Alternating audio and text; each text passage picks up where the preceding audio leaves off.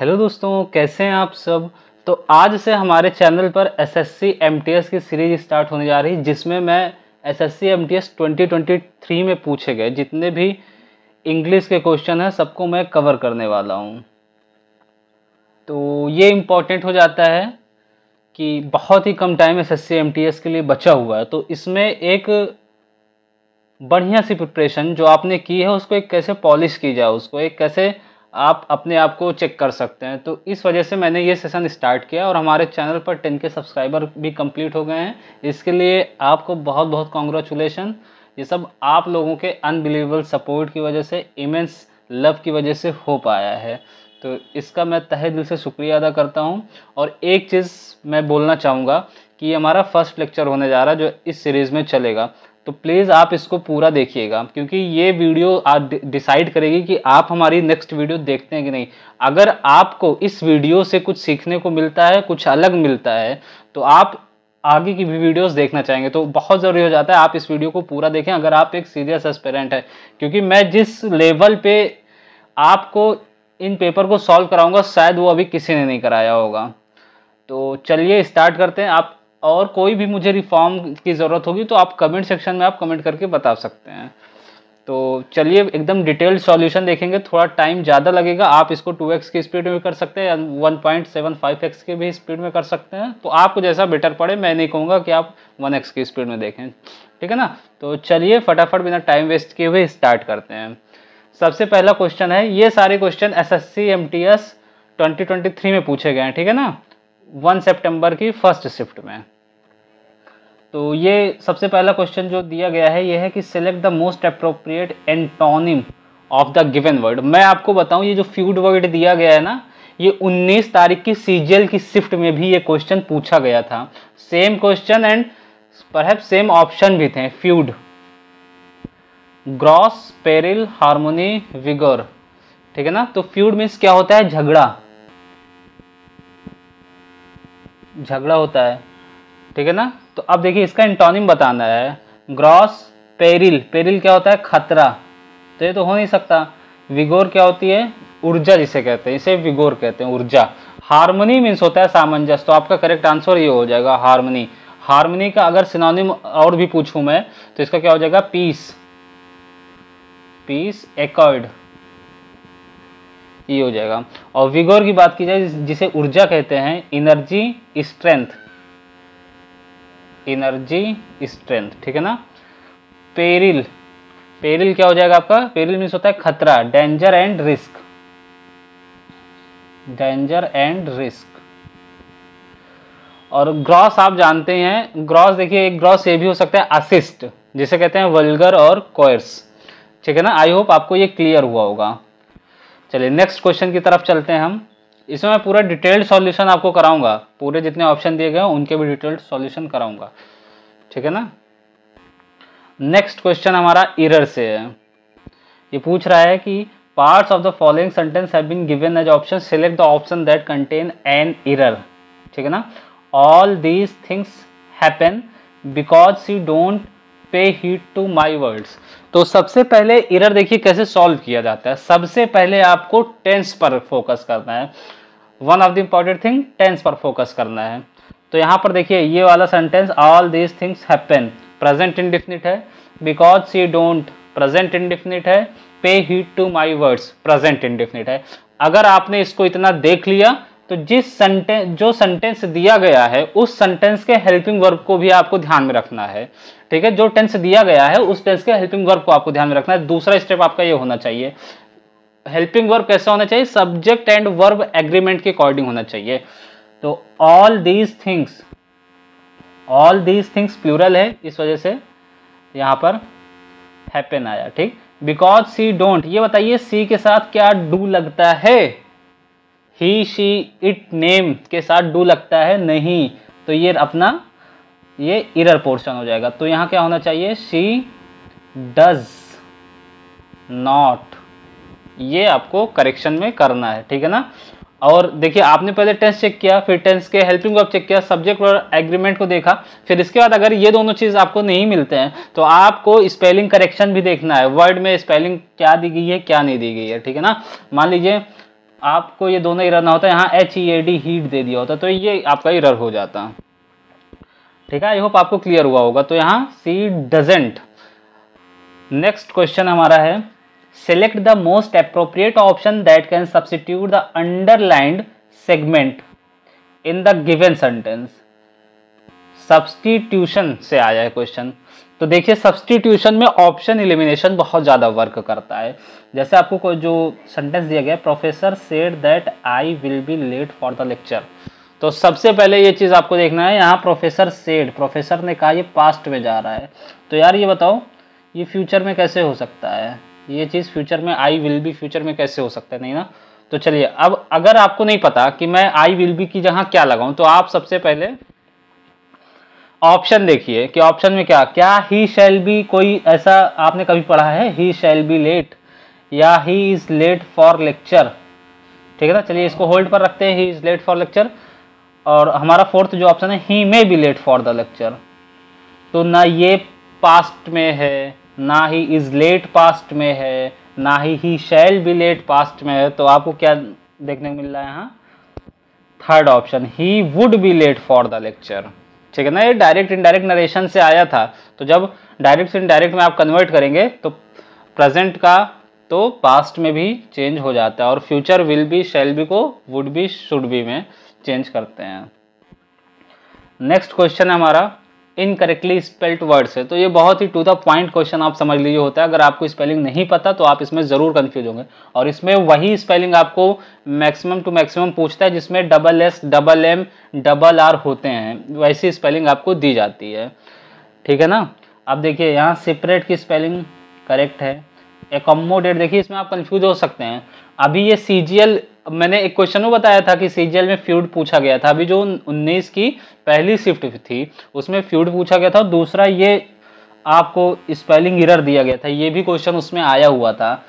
तो इसमें बहुत ज़्यादा कंफ्यूजन होती है। देखिए इसमें डबल सी और डबल एम दोनों होता है। ठीक है, एकोमोडेट, ACCMM, एकोमोडेट डेफिनेटली भी सही है, DEFINITELE। देखिए इम्बरास में डबल आर डबल एस होता है, इम्बरास डबल आर डबल एस। ठीक है ना, आई होप आपको क्लियर हुआ होगा। तो चलिए इसकी मीनिंग समझ लेते हैं। सेपरेट मीन्स जानते हैं आप, अलगाव होता है। एकोमोडेट मीन्स होता है समायोजित करना, एडाप्ट करना, एडजस्ट करना। डेफिनेटली, सर्टेनली होता है, और अनडाउटेडली होता है, इसके सिनोनिम्स हो जाएंगे। ठीक है ना। एम्बरास मीन्स होता है शर्मिंदगी, ह्यूमिलिएट, ह्यूमिलिएट एंड शेम, ये आपके दो सिनोनिम हो जाएंगे। ठीक है ना। चलिए नेक्स्ट क्वेश्चन की तरफ चलते हैं। Select the most appropriate meaning of the given idiom. आपको अब एक ईडियम दिया गया है, इसका आपको मीनिंग बताना है। सेल लाइक हॉट केक्स, ये बहुत ही ट्रेंडिंग वर्ड है, ये लगभग हर एग्जाम में पूछा जा रहा है। देखिए ऑप्शन दिया हुआ है, quick sell out, selling cakes, being ignored, eating hot cake. तो इसको आप ट्रिक से याद करिए।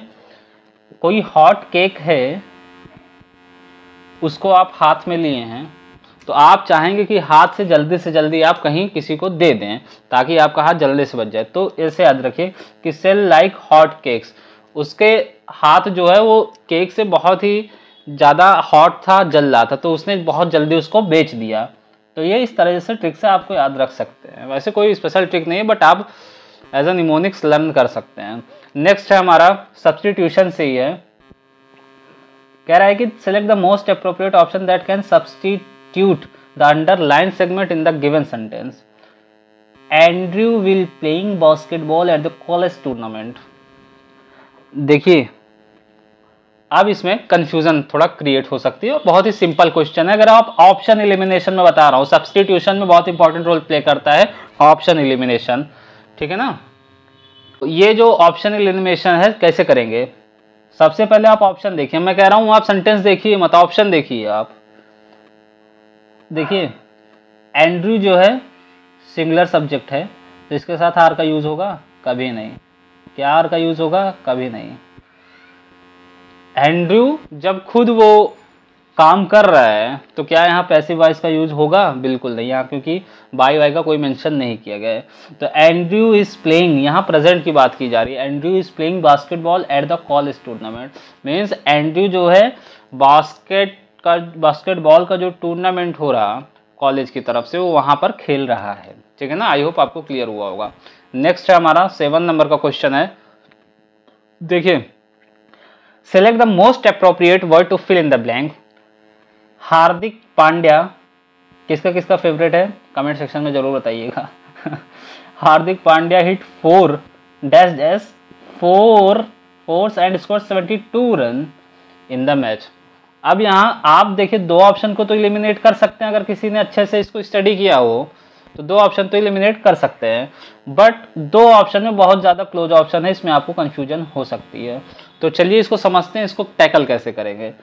देखिए, हार्दिक पांड्या हिट 4, अगर मैं कहूँ continuous force and score 72 run in the match, तो यार अगर कंटिन्यूअस ही आप यहाँ फिल कर दे रहे हैं तो आपको पढ़ने में इनअप्रोप्रिएट लग रहा, सही नहीं लग रहा थोड़ा। देखिए, Hardik Pandya hit 4 continuous fours, what is this यार। तो ये नहीं होगा। अब चलिए इसके पीछे का रीजन जानते हैं।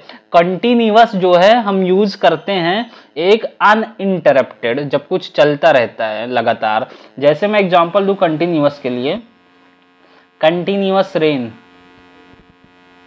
Continuous rain, continuous range of mountain, range of mountain, continuous flow of water, flow of water. ठीक है ना, ये सब किसके लिए यूज करेंगे हम, कंटिन्यूअस के लिए, जो कि अनइंटरप्टेड जो चीज चल रहा हो।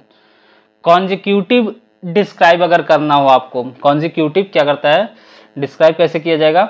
अगर कॉन्जिक्यूटिव आपको यूज करना है तो इसके लिए वो जरूरी होता है कि इवेंट्स हो या नंबर्स हो, that follow one after without an interruption, मतलब जो एक के बाद एक लगातार बिना इंटरप्शन के काम हो रहा हो।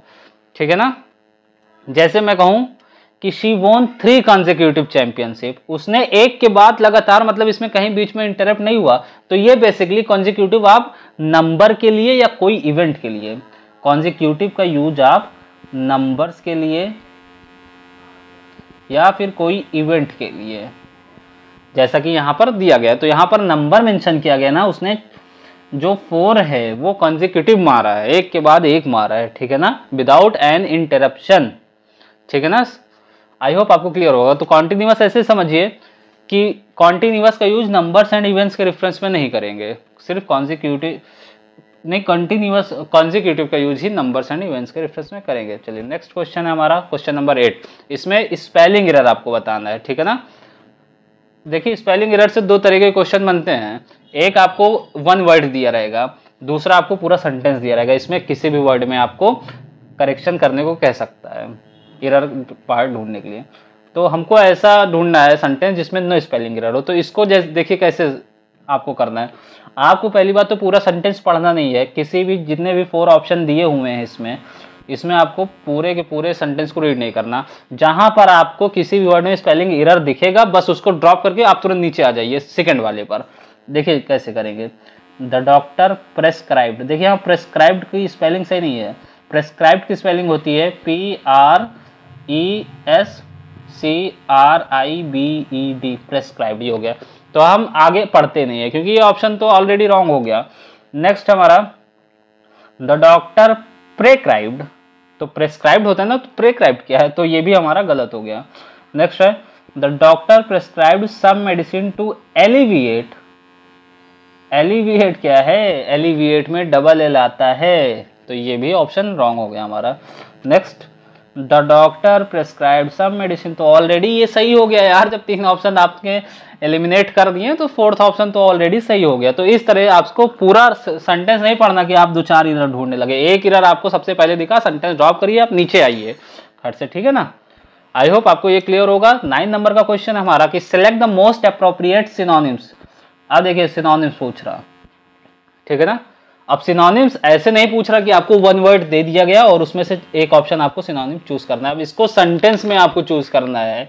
सिनोनिम पूछ रहा था कि the athletes perseverance and mental toughness bracket में दिया हुआ है फैसिलिटेट, तो ब्रैकेट का मतलब इसी ब्रैकेट के अंदर के वर्ड का सिनोनिम आपको चूज करना है। How to overcome adversity and achieves her goal, ठीक है ना, ये हो गया।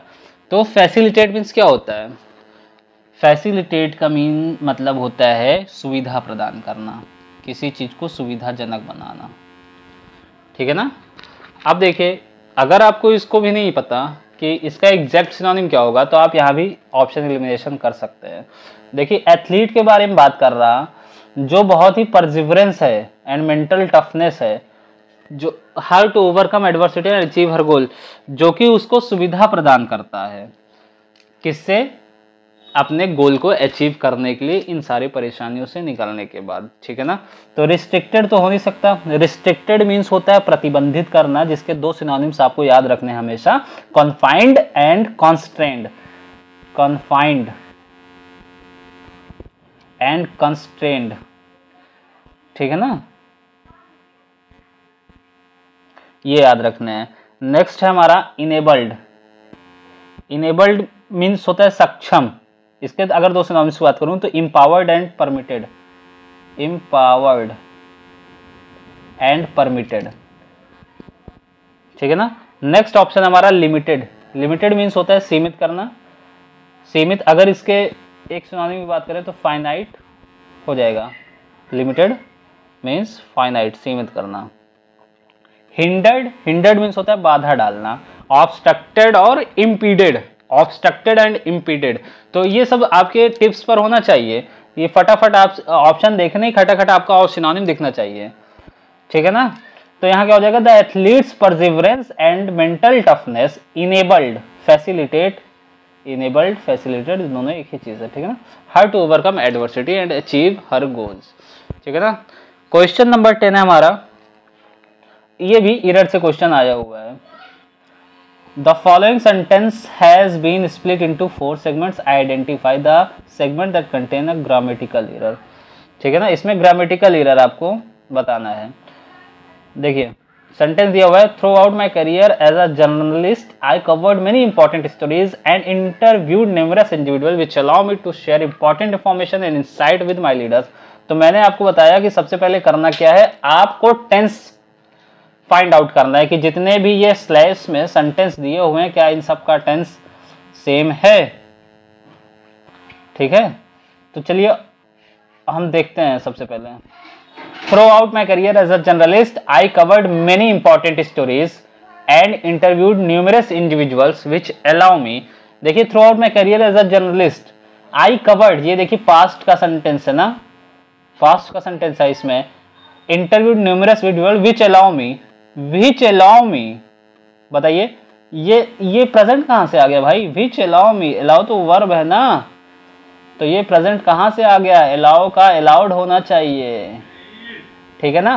टू शेयर इंपॉर्टेंट इंफॉर्मेशन, तो इंफॉर्मेशन सिंगुलर यूज होता है, तो इंफॉर्मेशन में ऐसे ऐसे नहीं लगा, तो ये सही है। And insight with my readers, तो देखिए to share important information insight with my readers, ये सही है। I covered many important stories and, ये सही है। Throughout my career as a journalist, ये सही है। Interviewed numerous individuals which allow me, ये गलत है। यहाँ क्या हो गया? Which allowed me, which allowed me, ठीक है ना। आई होप आपको क्लियर हुआ होगा। चलिए, हमारा क्वेश्चन नंबर 11 है। देखिए, थोड़ा टाइम टेकन हो रहा, बट मैं चाह रहा हूँ कि आपको एकदम फुली वो हर चीज प्रोवाइड कर पाऊँ, जिससे आपका हर चीज क्लियरिटी है। नेक्स्ट हमारा इरर से ही है। इरर से बोला, Harry's says that his sister loves to play harmonium, ठीक है ना। Harry's says that his sister loves to play harmonium, तो मैंने इसको कम्युनिटी पोस्ट में भी पोस्ट किया था, तो इसमें बहुत ज्यादा कंफ्यूजन आ रही है। Harry's says that his sister loves to play harmonium, तो हारमोनियम जैसे कोई स्पेसिफिक इंस्ट्रूमेंट की बात अगर कर रहे हैं आप, हारमोनियम हो गया, पियानो हो गया, वायलिन हो गया, तो उसके लिए आर्टिकल द का यूज करेंगे हम, आर्टिकल द का यूज हम करेंगे, ठीक है। Harry's says that his sister loves to play the harmonium, तो इरर पार्ट हो गया हारमोनियम, ठीक है ना। बाकी सेंटेंस जो है पूरा प्रेजेंट में है, तो इसमें कोई दिक्कत नहीं है। नेक्स्ट क्वेश्चन है question number 12।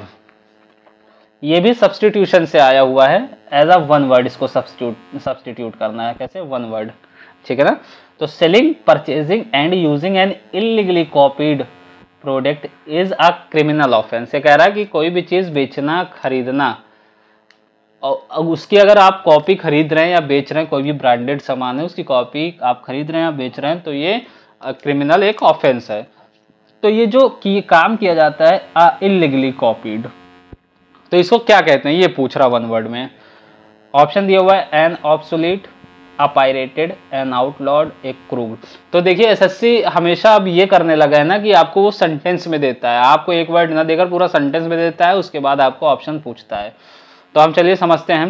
N obsolete, obsolete मतलब होता है आउटडेटेड और no longer in use. Outdated and no longer in use, ठीक है ना, मैं इसको रफ कर रहा हूं, outdated and no longer in use. Pirated, pirated means जानते हैं यही ऑप्शन है, एन इलीगली कॉपीड, ठीक है ना।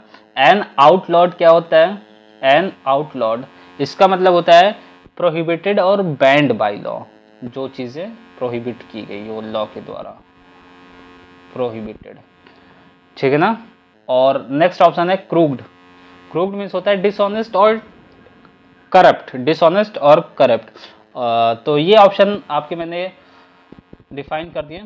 और चलिए कोई कुछ इलीगली कॉपिंग से रिलेटेड और भी इडियोमेटिक हम एक्सप्रेशन जानते हैं क्या कहते हैं। तो आप पायरेटेड तो होता ही है, बॉटल एग्ड भी होता है, बॉटल एग्ड। काउंटर फीड भी कहते हैं, नकली, काउंटर फीड। देखिए इसकी स्पेलिंग एरर भी पूछता है काउंटर फीड की, ठीक है ना। FIET में आपको कंफ्यूजन, क्योंकि सी के साथ ही का ऐसे लोग याद करते हैं कि सी के साथ ही का यूज करते हैं, बट यहाँ F के साथ ही आ गया, तो काउंटर फीड इसको ध्यान रखिएगा। नॉक ऑफ भी होता है, रिप ऑफ भी होता है, ठीक है ना। तो आई होप आपको ये क्वेश्चन क्लियर हुआ होगा। नेक्स्ट क्वेश्चन, क्वेश्चन नंबर 13 की तरफ हम चलते हैं। Select the most appropriate option to fill in the blank, से फिल इन द ब्लैंक से रिलेटेड है। कह रहा है sentence, the hiring manager has already offered you the job, now dash to accept or decline the offer. अब ये आपके ऊपर है, जो हायरिंग मैनेजर ने आपको जॉब के लिए ऑफर दिया है, आपको तो ऑफर ऑलरेडी दे दिया है, बट आपके ऊपर ये डिपेंड करता है कि अब आप उस ऑफर को डिक्लाइन करते हैं या एक्सेप्ट करते हैं। तो इसका मतलब जो आपके ऊपर डिपेंड कर रहा, तो इसका जो एडिमेटिक एक्सप्रेशन हो जाएगा वो हो जाएगा the ball in your court, the ball in your court. मतलब अब आपके पक्ष में ये मामला है कि आप इसको एक्सेप्ट करते हैं या फिर रिजेक्ट करते हैं। चलिए अदर ऑप्शन समझ लेते हैं हम। ए पेनी फॉर योर थॉट्स, इसका मतलब होता है शेयर योर थॉट्स, स्पेशली जब आपकी फीलिंग्स नहीं निकल रही है तो शेयर योर थॉट्स इसके लिए यूज करते हैं, शेयर योर थॉट्स, ठीक है ना। The ball in your court जानते हैं, it's your turn to take action और make a decision in a situation, ठीक है ना।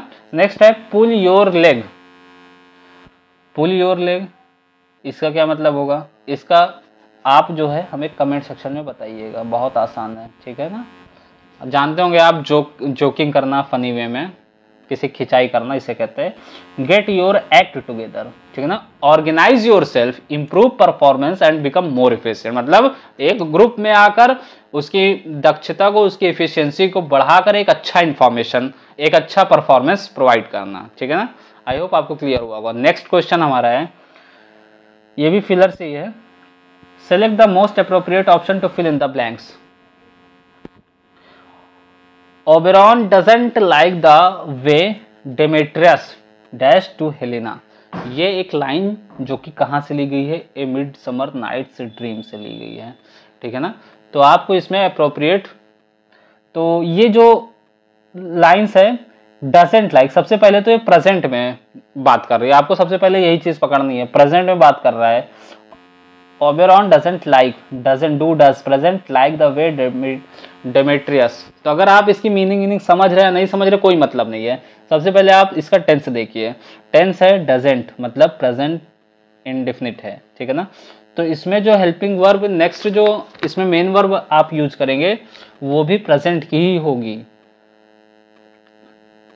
टॉक्स, टॉक्स क्यों यूज करेंगे, क्योंकि हम किसके लिए, सिंगुलर के लिए एस और ईएस का यूज करते हैं, तो यहाँ टॉक्स का यूज करेंगे। नेक्स्ट क्वेश्चन है क्वेश्चन नंबर 15। ईडियम से ही पूछ रहा है कि select the most appropriate meaning of the given idiom. Let sleeping dog lies, to let somebody sleep, to fall sick intentionally, leave an existing situation as it is, to care for the pet। तो ये तो पक्का नहीं होना, to care for the pet, पालतू जानवर की अपने देखभाल करना। टू फॉल सिक इंटेंशनली, यार कहाँ सिक विक इसमें कहाँ आ रहा है, कहाँ आप बीमार पड़ जा रहे हैं जानबूझकर। टू लेट समबडी स्लीप, तो स्लीपिंग तो इसमें दिया हुआ है और उसका मीनिंग भी स्लीप हो जाएगा, तो ये तो नहीं हो सकता। तो leave an existing situation as it is, मतलब जो सिचुएशन उस टाइम पर चल रही है उसको वैसे ही छोड़ देना, उससे कोई भी उसमें छेड़खानी नहीं करना है, ठीक है। तो इस तरह याद कर सकते हैं, जैसे अगर आप कुत्ते को पत्थर मारते हैं या जगा देते हैं या डरा देते हैं तो कुत्ता आप पर भौंकने लगता है, तो उस कुत्ते को ऐसे आप सोने दें। तो leave an existing situation as it is. Next question है हमारा क्वेश्चन नंबर 16। देखिए आपका इंथुजियाज्म डाउन नहीं होना चाहिए बिल्कुल भी। एक पेपर आप पूरा देखिए और अपना आउटपुट और नंबर्स जरूर बताइएगा कि आपको कितना आ रहा था खुद से, ठीक है ना। Select the option that can be used as one word substitute for the given group of words. A car made for birds, a cage made for birds, या फिर a place for keeping the birds is a confined space. मतलब एक ऐसा स्थान पूछ रहा है जहां पर पक्षियों को चिड़ियों को रखा जाता है, वो स्थान आपसे पूछ रहा है। तो फर्स्ट है एक्वेरियम, एपीरी, अवियरी, एरेना, ठीक है ना। एक्वेरियम क्या होता है, एक्वेरियम आप जानते होंगे फिश से रिलेटेड है, a water field enclosure for the fish and other aquatic animals, ठीक है ना। अपीरी क्या है, अपीरी है a location for keeping and managing bees. Apiary जो बीज से रिलेटेड है, बीज और उसकी हनी से रिलेटेड है, जहाँ पर इसका प्रोडक्शन होता है और बीज की केयर करी जाती है। अवीरी, अवीरी जो है बर्ड जहाँ पर रखी जाती हैं, ठीक है ना। Arena, arena related to sports related performance और इवेंट्स जहाँ पर होते हैं उसे एरेना कहते हैं, ठीक है ना। तो नेक्स्ट हमारा क्वेश्चन है क्वेश्चन नंबर 18। यहाँ कह रहा है कि select the option that rectifies the spelling of the underlined word in the given sentence. तो इसमें स्पेलिंग रेक्टिफाई आपको करना है सर्जेंट की, तो सर्जेंट की स्पेलिंग आपको लर्न होनी चाहिए। देखिए सर्जेंट में E-E-A होता है, SERGEANT, E-E-A, double E single A, double E single A, ठीक है ना। तो ये गलत हो गया, SEAR हो गया, SERGE, डबल N तो हो ही नहीं सकता सर्जेंट में, तो SERGANT तो हो नहीं सकता है, EANT, ये ऑप्शन आपका करेक्ट है, ठीक है ना। तो नेक्स्ट क्वेश्चन है question number 19। The given sentence contains an error, select the option that correctly rectifies the error. इसमें भी आपको एक सेंटेंस दिया हुआ है, इसमें एरर को रेक्टिफाइज करके आपको बताना है कि कौन सा सेंटेंस सही होगा, ग्रामेटिकली सही होगा, बाई टेंस सही होना चाहिए और एप्रोप्रिएट उसमें प्रोनाउंस का यूज होना चाहिए। तो क्वेश्चन कह रहा है कि the boy told his mother that he saw the most tall giraffe at the zoo. तो ये कह रहा है कि आप इसमें करेक्शन करिए, कौन सा ऑप्शन इसमें करेक्ट है। देखिए the boy told his mother that he saw the most tall, most tall क्या यार, what is the most tall. Most tall कुछ नहीं होता, जब टेल पॉजिटिव डिग्री टेल है, कॉम्परेटिव इसकी टेलेस्ट है, कॉम्परेटिव इसकी टेलर है और सुपरलेटिव इसकी टेलेस्ट है, तो मोस्ट कहाँ से आ गया, तो मोस्ट का यूज इसमें नहीं होगा। तो देखिए दूसरे ऑप्शन से हम चेक करते हैं, the boy told his mother that he saw the most taller. Most taller मतलब सुपरलेटिव और कंपैरेटिव दोनों यूज कर रहे हैं, नहीं हो सकता। थर्ड ऑप्शन है the boy told his mother that he saw the most tallest, ये तो सुपरफ्लुअस हो जा रहा है। The boy told his mother that he saw the more taller, double comparative में सुपरफ्लुअस, तो ये भी हो जा रहा है। तो हमारा करेक्ट ऑप्शन क्या होगा, the boy told his mother that he saw the tallest giraffe at the zoo. तो ये ऑप्शन हमारा सही हो जाएगा। हमारा क्वेश्चन नंबर 20 है कि select the most appropriate meaning of the given word, ठीक है ना। तो इसमें आपको अप्रोप्रिएट मीनिंग बतानी है। कॉल द शॉट्स, हमारा फर्स्ट ऑप्शन है to be a follower that make less important decision, right option को अभी ड्रॉप करते हैं। Third option is that to be in a powerless position that follows orders, to be in a neutral position. तो देखिए call the shots, इसको learn कैसे करेंगे, इसका करेक्ट ऑप्शन क्या हो जाएगा, to be in position to make decision influence a situation. मतलब आपके पास मान लीजिए ऐसा कोई गन है, तो आप अगर उसे शॉर्ट्स का यूज़ कर रहे हैं, तो जब आप अगर उसका शॉर्ट्स का यूज़ करते हैं तो उसका मतलब ये हुआ कि अगर आप जो चीज़ कह रहे हैं, आप सब लोग वही मानेंगे, सब लोग वही सुनेंगे। तो आप जिस पोजीशन पे रहें, तो आप जो डिसीजन लेंगे उसका इन्फ्लुएंस सब पर पड़ेगा। तो कॉल द शॉट्स मतलब यही हुआ, ठीक है ना। आई होप आपको ये क्लियर हुआ होगा, और आपके पास भी अगर कोई ट्रिक हो, कोई शॉर्ट टिप्स हो, तो आप कमेंट सेक्शन में ज़रूर बताइएगा।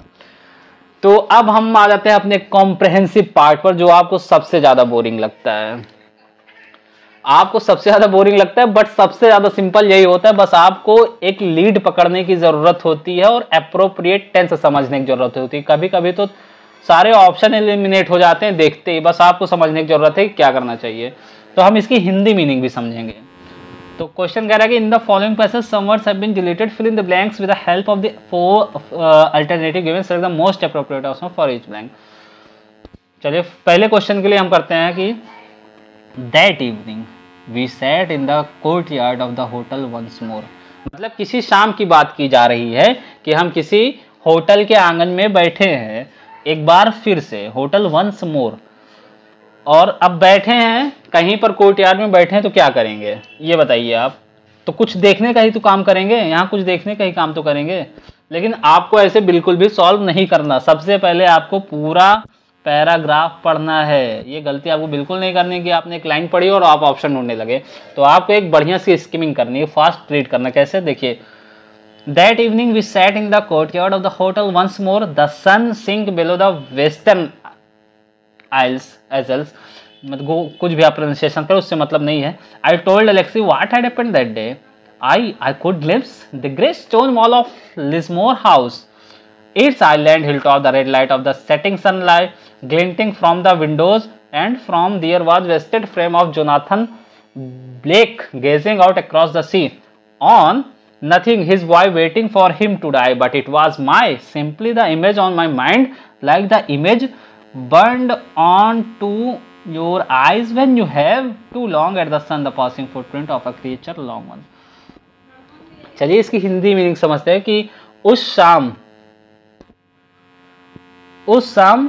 एक बार फिर से होटल के आंगन में बैठे हैं, ठीक है ना।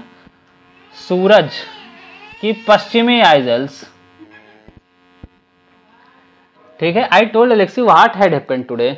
तो इसका सीधा सा मैं बता रहा हूं, मैंने एलेक्सी को बताया कि उस दिन क्या हुआ था। मुझे लगा कि मैं द्वीप की पहाड़ी की चोटी पर लिस्मोर हाउस की ग्रे पत्थर की दीवार, खिड़कियों से चमकते डूबते सूरज की लाल रोशनी, देख रहे ना, setting sun glinting from the windows, लाल रोशनी, और वहां से जोनाथन ब्लेक की बर्बाद फ्रेम को, वेस्टेड फ्रेम, बर्बाद फ्रेम को किसकी, जोनाथन ब्लेक की, गेजिंग आउट मतलब होता है घूर कर देखना, ठीक है ना। तो अभी ये नेक्स्ट में अभी हम देखेंगे कितने इजली ये सब हमसे एलिमिनेट हो जा रहा है। तो उसका लड़का उसके मरने का इंतजार कर रहा है, लेकिन यह मेरी कल्पना थी, बस मेरे दिमाग में छवि थी। जैसे कि जब आप सूरज को बहुत देर तक देखते रहते हैं तो आपकी आंखों में छवि जल जाती है। The passing footprint of a creature long gone, एक प्राणी के गुजरते हुए पदचिन्ह जो बहुत पहले चले गए थे, ठीक है ना। तो इसमें सबसे अप्रोप्रिएट ऑप्शन क्या होगा, तो that event we sat in the courtyard of the hotel once more watching the sun sink below the western isles. I told Alexei what had happened that day. तो फिर इन द ब्लैंक्स 2 हम भरेंगे। देखिए इसमें क्या क्या हो सकता है। सबसे पहले वैल्यू का मतलब यहां समझ लीजिए आप। वैल्यू का मतलब आप समझ लीजिए। वैल्यू मतलब होता है कोई भी मनुष्य बहुत बड़े पशुओं का पानी में लौटना, या कोई भी ऐसी चार दीवारी जहां बनाई गई हो जहां से वो चीज बाहर ना निकल पाती हो, तो वहां पर लौटना किसी भी बड़े क्रिएचर का, किसी भी ह्यूमन बींग्स का, ठीक है ना। वैल्यू मतलब ये होता है। नेक्स्ट है हमारा, I told Alexei what had happened that day, I fancied. Fancied मतलब क्या होता है, कल्पना करना, ठीक है ना, एक कुछ अनुमान सा लगाना या कुछ चीजें सोचना। तो फैंसीड मीन्स होता है कल्पना करना। और ग्रॉप्ड मीन्स क्या होता है, टटोलना, टटोलना, सर्च करना। इम्बिड मतलब होता है अवशोषित करना, और ट्रांसलेटेड मीन्स आप जान रहे हैं अनुवाद करना, ठीक है ना। तो ये आपका ऑप्शन क्या हो जाएगा, फैंसीड। नेक्स्ट है हमारा, I could glimpse the grey stone wall of Lismore house. Lismore house, कहां पर लिस्मोर का हाउस है, on its island hill top, ना असाइड होगा, असाइड मतलब होता है बगल में, फॉर मतलब होता है के लिए, और मतलब होता है पर, ऑफ मतलब सेपरेशन का वो एक्सप्रेस करता है। तो यहाँ पर लिजमोर हाउस कहाँ पर है? ऑन आइलैंड पर, हिल टॉप जो कि, ठीक है। क्वेश्चन नंबर 24 है जो कि अप्रोप्रिएट फिलर्स 4 नंबर का भरना है। But it was my dash dash simply the image on my mind like the image burned on to your eyes, ठीक है ना। तो इसमें क्या हो जाएगा? सबसे पहला ऑप्शन ड्रिबल दिया हुआ है। ड्रिबल मीन्स होता है टपकना, ड्रिबल मीन्स होता है टपकना, स्ट्रॉ मीन्स होता है पुआल, पुआल जिसे आप हे कहते हैं इंग्लिश में, ठीक है ना। फैंटेसी इसका मतलब भी होता है कल्पना करना। तो आई होप ये क्लियर हुआ होगा आपको, और हैबिटेट आप इसका मतलब जानते हैं। नेक्स्ट क्वेश्चन हमारा 25 और लास्ट नंबर का क्वेश्चन है कि like the image burned onto your eyes when you have dash too long at the sun। too long मतलब कोई चीज वो बहुत देर तक, उसकी देखो आंखों से रिलेटेड एक बात हो रही है और बहुत देर तक से रिलेटेड बात हो रही है, तो ना रिज्यूम्ड हो सकता है, रिज्यूम मतलब होता है फिर से शुरू करना, रस्टेड मीन्स होता है जंग लग जाना, ब्लॉक्ड मीन्स होता है अवरुद्ध करना, इसके ऑप्शनोनिम्स होंगे ऑब्स्ट्रक्टेड और हिंडर्ड, ठीक है ना। जबकि स्टेयर्ड जो कि देखने से रिलेटेड है, घूरना, ठीक है ना। तो आई होप आपको ये क्लियर हुआ होगा। तो इसको एक बार आप अच्छे से देख लीजिएगा। ये रहा आपका फर्स्ट शिफ्ट का जो कि 2023 का पेपर था, जो कि 1 सितंबर को फर्स्ट शिफ्ट में हुआ था। आई होप आपको क्लियर हुआ होगा। और अगर आप और भी ऐसी सीरीज चाहते हैं तो आप इस वीडियो को लाइक करें और कमेंट सेक्शन में एक बार अपना रिव्यू ज़रूर दें। मैंने कोशिश की, मैं जितना आपको बता सकता था, जितना आपको समझा सकता था मैंने समझाया। फिलहाल ये वीडियो चलिए यहीं वाइंड अप करते हैं, मिलते हैं आपके साथ नेक्स्ट वीडियो में। और आपका बहुत बहुत शुक्रिया, तहे दिल से शुक्रिया कि आपने 10,000 माइलस्टोन बनने के साथ दिया। और टेलीग्राम पर भी बैक टू बैक क्विजेस चल रही हैं, साथ में कम्युनिटी पोस्ट पर भी क्विजेस आपको दी जा रही हैं। तो टेलीग्राम चैनल आप जरूर से जरूर ज्वाइन करें, क्योंकि वहां पर आपको cloze test, PQRS, fillers, parajumbles, RC ये सारी चीजें प्रोवाइड की जा रही। तो आई होप आपको ये वीडियो, ये लेक्चर पसंद आया होगा। मिलते हैं आपके साथ नेक्स्ट वीडियो में, तब तक के लिए जय हिंद और अपना ख्याल रखिएगा। Best of luck for your examination.